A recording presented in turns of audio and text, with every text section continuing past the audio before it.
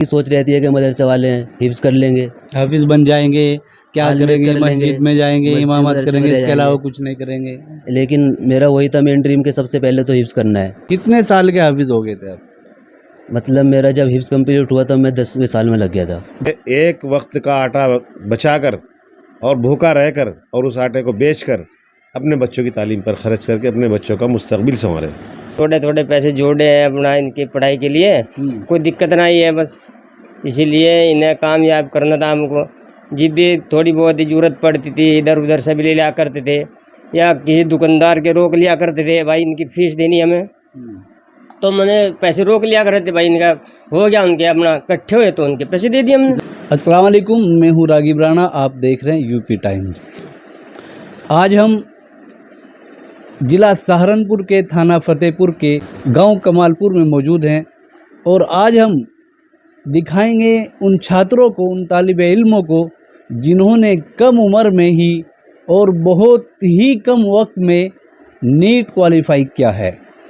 आपको बता दें, डॉक्टर बनने के लिए नीट का क्वालिफाई करना ज़रूरी हो गया है। इसलिए आज हम इनसे बात करेंगे कि आखिर ये बड़ा हार्ड काम है, बड़ा टफ़ काम है, लेकिन आपने इसको आसानी के साथ कैसे तय कर लिया है, क्या क्या इसमें मुश्किलात आई हैं, क्या क्या अड़चनें आई हैं और किन किन लोगों का आपको सहयोग रहा है। हमारे साथ हैं मोहम्मद दानिश, जिन्होंने नीट क्वालिफाई किया है और अच्छे नंबर प्राप्त करके गांव का नाम रोशन किया है। उनसे बात करें। जी, क्या नाम है आपका? मेरा नाम मोहम्मद दानिश है और मैंने नीट की तैयारी 2022 से शुरू की थी और उसमें मेरा स्कोर 261 नंबर था। उसके बाद मैंने ऑनलाइन कोचिंग शुरू की और 1 साल पढ़ाई लगातार जारी रखी और उसमें बहुत सारे मुश्किल आती रही, क्योंकि सामने एक क्या मुश्किलातें आती रही जब आप पढ़ते थे? कभी ऐसा लगा आपको यार छोड़ो पर क्यों आप इतना वक्त ज़ाय कर रहे हैं, दूसरी कोई पढ़ाई देखते हैं, इंजीनियरिंग की देखते हैं, कोई और देखते हैं, कोई और दूसरा डिप्लोमा करते हैं, क्या कभी ऐसा लगा बीच में छोड़ने को मन करा? शुरू में ऐसा लग रहा था कि बीएससी जेनेटिक इंजीनियरिंग कर ले और रिसर्च फील्ड में अपना कैरियर बनाने, शुरू में लगा ऐसा, लेकिन इसके बाद में देखा 1 साल तैयारी करके देख लेते हैं, उसके बाद में इसी में ही देख कर लेंगे आगे समाज की सेवा के लिए। अच्छा, यानी कि आपका सपना है डॉक्टर बनना? हाँ जी। अच्छा, डॉक्टर बन के आप समाज की सेवा करना चाहते हैं? हाँ। अच्छा, तो क्या आपने जो पढ़ाई की है, स्कूलिंग कहाँ से की है?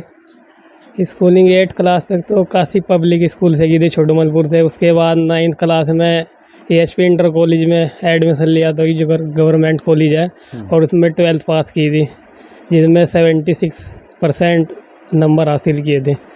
और उसके बाद नीट एग्ज़ाम दिया था और उसमें 261 स्कोर किया था। फिर उसके बाद ऑनलाइन से 510 नंबर आए थे और इस साल आकाश से कोचिंग की थी सहारनपुर से और उसमें 670 नंबर हासिल किए।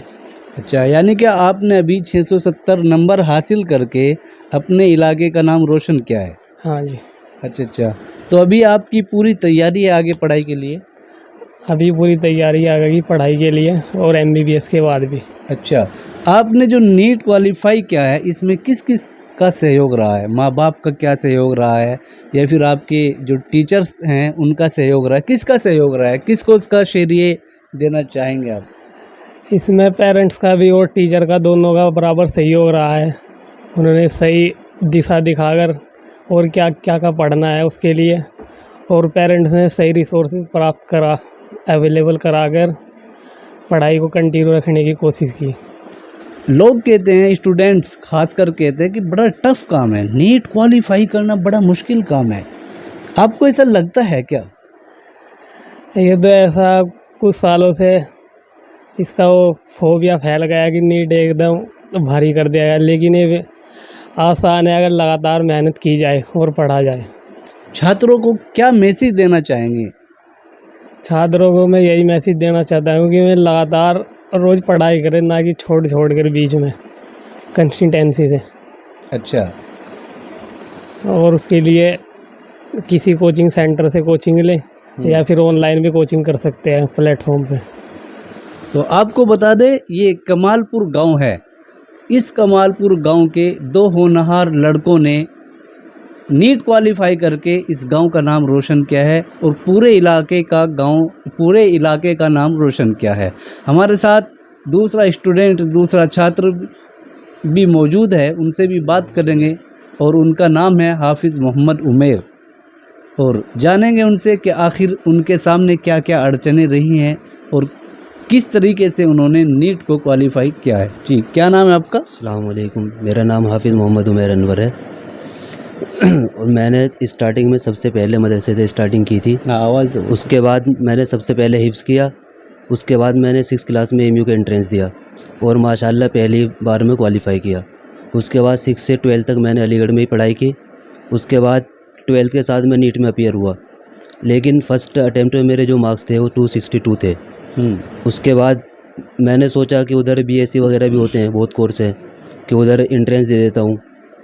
लेकिन जो मेरा मेन ड्रीम था बचपन से, वालिदैन का, घर वालों का, कि डॉक्टर बनना, किसी बड़ी पोस्ट पे पहुँचना, तो मैंने सोचा कोई नहीं 1 साल ड्रॉप लेके देख लेते हैं। तो मैंने वही किया, ड्रॉप लिया। उसके बाद पता चला मुझे कि ऑनलाइन भी कोचिंग होती है, तो मैंने वही ऑनलाइन में ये किया। उसके बाद 1 साल तक ऑनलाइन पढ़ाई की, रूम पे रह के। उसके बाद फिर मैंने नीट में अपीयर हुआ तो मेरे 528 मार्क्स बने, जो मैं नीट क्वालिफाई नहीं कर पाया। अब उसके बाद सुनने को भी बहुत कुछ मिला, लेकिन कोई नहीं, मेरा मेन ड्रीम था कि मैं कैसे भी डॉक्टर बनूं। हिम्मत नहीं आ रही आपने? मैंने मतलब मेरा बचपन से ही ड्रीम था। मुझसे सबने बोला कि तुम अच्छी जगह से पढ़े हो, अलीगढ़ से, बहुत अच्छे अच्छे कोर्स हैं उधर, मेडिकल फील्ड में अदर कोर्स बहुत हैं। मेरे पास एडिशनल में मैथ भी थी, तो मैं मैथमेटिक्स फील्ड में भी जा सकता था। लेकिन मेरा मेन ड्रीम था कि सबसे पहले डॉक्टर ही बनना है, क्योंकि मुझसे बड़ा ड्रीम जो था वो मेरे वालिदैन का था, तो मुझे वो कैसे भी करके पूरा करना था। आपको अपने वालिद साहब का जो है ड्रीम पूरा करना है सर? मतलब मेरे घर वालों का मेन ड्रीम था, उसके बाद वही मेरा भी ड्रीम बन गया। उसके बाद मैंने फिर से ड्रॉप लिया, फिर से मैंने सेल्फ स्टडी की। उसके बाद मैंने ऑनलाइन फिर से बैच ख़रीदा और ऑफलाइन आकाश एलन की टेस्ट सीरीज़ ज्वाइन की। तो मैंने दिन रात पढ़ाई की। अल्हम्दुलिल्लाह अब की बार मेरे नीट में 643 मार्क्स बने। तो इस दौरान क्या क्या अड़चनें रही हैं आपके बीच में? वही है, कोई भी बड़ा काम करते हैं तो मुश्किलें तो आती हैं, और मुश्किलें जो हैं ज़िंदगी का हिस्सा है। वही है, अगर हम हिम्मत हार जाएंगे तो कुछ होने वाला नहीं है। मेरे साथ बहुत तरीके की दिक्कतें आई, फाइनेंशियली भी आई और इमोशनली मेंटली भी आई, लेकिन मैं सबसे लगातार पढ़ता रहा, कंसिस्टेंसी मेंटेन रखी। ऐसा नहीं किया कि एक दिन 15 घंटे पढ़ लिया, अगले दिन 2 घंटे पढ़ा। मतलब एवरेज बना के, बैलेंस बना के मैं चला। स्टार्टिंग से पढ़ता रहा, टेस्ट वगैरह मैंने दिए खूब, सेल्फ भी टेस्ट दिए। तो मैं मतलब करते ही गया और अल्हम्दुलिल्लाह 643 मार्क्स बने। यानी आपने एक टारगेट बना लिया कि मुझे शाम को 6 बजे से रात को 11 बजे तक पढ़ाई करनी है जी। तो डेली उसको आप इसी तरह कंटिन्यू करते रहे, तब जाके ये आपने क्वालिफाई किया है। जी। किन किन लोगों का सहयोग रहा है इसमें? इसमें मेरे पेरेंट्स का, बड़े भाइयों का, मेरे टीचर्स का, कुछ मेरे दोस्त वगैरह सीनियर्स थे, उन्होंने भी मुझे बहुत मोटिवेट किया। कदम कदम पे मतलब कोई भी मुझे परेशानी होती थी, मैं या तो घर पे बात कर लेता था, या भाई से बता देता था, या दोस्तों से बैठ के शेयर कर लेता था। तो हमेशा सब ने ये बोला, तू घबरा मत, करता रहे, हो जाएगा इंशाल्लाह एक दिन। 1% नहीं भी हुआ तो वही है कि कहते हैं कि खुदा किसी की मेहनत को ज़ाया नहीं करता, कुछ ना कुछ तो ये ज़रूर मिलेगा, तू लगा रहे बस। तो लोग मिलने आ रहे हैं, अभी बहुत सारे लोग आ रहे होंगे मिलने, मुबारकबाद देने भी आ रहे होंगे। कैसा फील हो रहा है, कैसा लग रहा है आपको? लग रहा है कि मतलब जैसे तैयारी करते में लगता था कि पता नहीं कहाँ आ गए, क्या तैयारी कर रहे हैं, कुछ भी नहीं है। लेकिन नाम आने के बाद बिल्कुल ऐसे लगा पता नहीं क्या बन गए एकदम से, मतलब लोग पहचानने लगे। उसके बाद वालिदैन का भी फ़ख्र से सर ऊँचा हुआ, गांव का, पूरे इलाके का। सबसे बड़ी बात तो यही है, टीचर्स वगैरह का, सबकी कॉलें वगैरह आई मेरे पास, टीचर्स को भी बहुत खुश हुए। सबको पता चला कि एक बच्चा है, मतलब मदरसे के ग्राउंड से निकला हुआ है। लोगों की सोच रहती है कि मदरसे वाले हैं, हिफ्ज़ कर लेंगे, हाफिज़ बन जाएंगे, क्या आलिम करेंगे, कर मस्जिद लेंगे, में जाएंगे, मस्जिद इमामत मदरसे करेंगे, में इसके जाएंगे। अलावा कुछ नहीं करेंगे। लेकिन मेरा वही था मेन ड्रीम कि सबसे पहले तो हिफ्ज़ करना है, क्योंकि दीन की तालीम जो है सबसे पहले ज़रूरी है, ताकि आदमी इतना तो कम से कम दीन सीख ले कि उसे अच्छे बुरे की तमीज़ आ जाए। कितने साल के हाफिज़ हो गए थे आप? मतलब मेरा जब हिफ्ज़ कंप्लीट हुआ तब मैं 10वें साल में लग गया था। 10 साल में? 10वें साल में आप हाफिज़ हो गए थे? जी। तो ये थे हमारे साथ में हाफिज़ कुरान जिन्होंने नीट क्वालिफाई किया है। देखिए सबसे पहली बात क्या है, जो बच्चे हाफिज़ कुरान हो गए उनका सीना अल्लाह ताला खुद ही खोल देता है। फिर उनके लिए मैं तो नहीं समझता कि नीट वगैरह जैसी कोई परीक्षा भी मुश्किल हो सकती है। कोई भी मुश्किल नहीं है, क्योंकि कुरान एक ऐसी चीज़ है जिसको बच्चा अपने सीने में महफूज करके रखता है। दुनिया की कोई ऐसी किताब नहीं है जिसको पूरी किताब को बच्चा अपने सीने में महफूज कर सकता हो सिवाय कुरान के। और यही वजह है कि बच्चा इसकी वजह से, तालिब इल्म इसकी वजह से IAS IPS के ये जितनी भी इम्तहानात हैं सारे के सारे आसानी से पास कर लेता है। तो बहुत अच्छा लगा इन स्टूडेंट से, इन बच्चों से बात करके। बच्चों को पढ़ाइए, तालीम पे ध्यान दीजिए, कुछ भी मुश्किल नहीं है। यहाँ पर दोनों के पेरेंट्स भी मौजूद हैं, थोड़ी थोड़ी बात उनसे भी करेंगे। जी क्या नाम है आपका? मुंतजिर। मुंतजिर जी, क्या काम है आपका, क्या करते हैं? मेरी छोटी सी गांव में दुकान है, परचून का काम है। मैं यही है मेरा कारोबार, इसमें छोटा सा। तो बच्चे का खर्चा कैसे उठाया आपने? बस घर का भी खर्चा, महंगाई भी बहुत है। घर का भी खर्चा है, महंगाई भी बहुत ज़्यादा है। वैसे कोई दिक्कत तो है नहीं, थोड़े थोड़े पैसे जोड़े हैं अपना इनकी पढ़ाई के लिए, कोई दिक्कत नहीं है। बस इसीलिए इन्हें कामयाब करना था हमको। जब भी थोड़ी बहुत ही ज़रूरत पड़ती थी, इधर उधर से भी ले लिया करते थे, या किसी दुकानदार के रोक लिया करते थे, भाई इनकी फीस देनी हमें, तो मैंने पैसे रोक लिया करते थे। भाई इनका हो गया, उनके अपना इकट्ठे हुए तो उनके पैसे दे दिए हमने। जमीन वमीन है घर पे? ज़मीन है 6-7 बीघे ज़मीन है, बड़े मियाँ की है 15 बीघे के करीब ज़मीन है हमारे पास। बाबू उनका खर्चा चल जावे, ये बड़ा परिवार है, उनका खर्चा नहीं पूरा होता है हमारे से ही। तो अभी कैसा लग रहा है, बच्चा नीट क्वालिफाई करके आया है, कैसा लग रहा है आपको? ये मुझे बहुत अच्छा लग रहा है। गांव के भी बाहर के भी आदमी कॉल कर रहे हैं मेरे पास, भाई बहुत अच्छा हुआ, क्योंकि आपकी छोटी सी दुकान है, कारोबार बहुत छोटा है, काम बहुत है, बच्चों को पढ़ाया है। मेरठ से भी फ़ोन आ रहे हैं मेरे पास, जो गांव के हैं लड़के जो यहाँ से गए हुए हैं। भाई बहुत अच्छी बात है, कोई दिक्कत परेशानी हो पैसे से या किसी चीज़ से भी हो तो हम खड़े तुम्हारे साथ। बस यही मुझे बहुत अच्छा लगा। क्या मैसेज देना चाहेंगे लोगों को? लोगों को यही है कि भाई आदमी, मजदूर आदमी भी अपने बच्चों को पढ़ा सकता है, मजदूरी करके अपना थोड़े थोड़े पैसे जोड़ के कर सकता है जो भी, अगर चाहे। अगर ना चाहे तो कुछ भी नहीं होता। भाई ये है मेरा मैसेज।